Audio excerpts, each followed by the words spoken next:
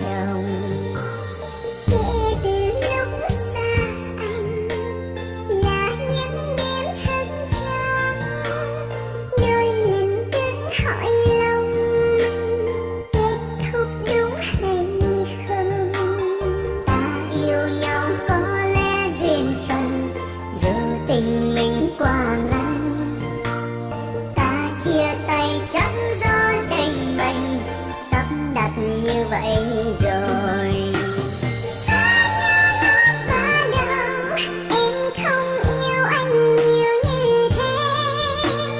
Có lẽ ngay bây giờ em không khóc khi nghĩ về anh.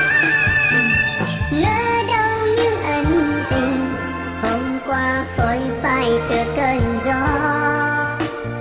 Thế nhưng anh không ngờ đến bây giờ còn yêu em lắm.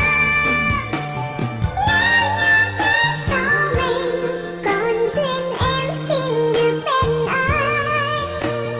Khắc tên anh vào lòng em xin phép nói tình yêu. Nếu kiếp sau gặp lại anh xin được bên em mãi mãi, sẽ cho em tháng ngày mà anh đã nợ em kiếp này.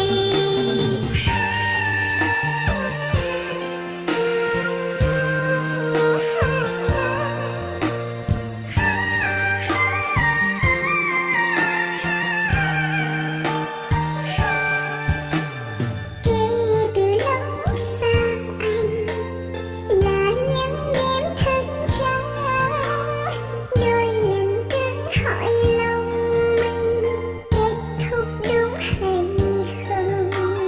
Ta yêu nhau có lẽ duyên phận, dù tình mình quá ngắn. Ta chia tay chắc do định mệnh sắp đặt như vậy rồi. Xa nhau lúc ban đầu em không yêu anh nhiều như thế. Có lẽ ngay bây giờ em không khóc khi nghĩ về anh.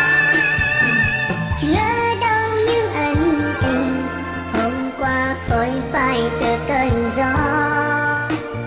Thế nhưng anh không ngờ đến bây giờ còn yêu em lắm.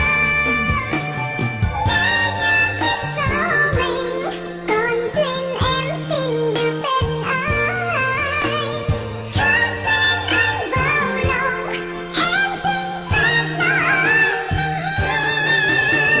Nếu kiếp sau gặp lại anh xin được bên em mãi mãi, sẽ cho em tháng ngày mà anh đã nợ em kiếp này.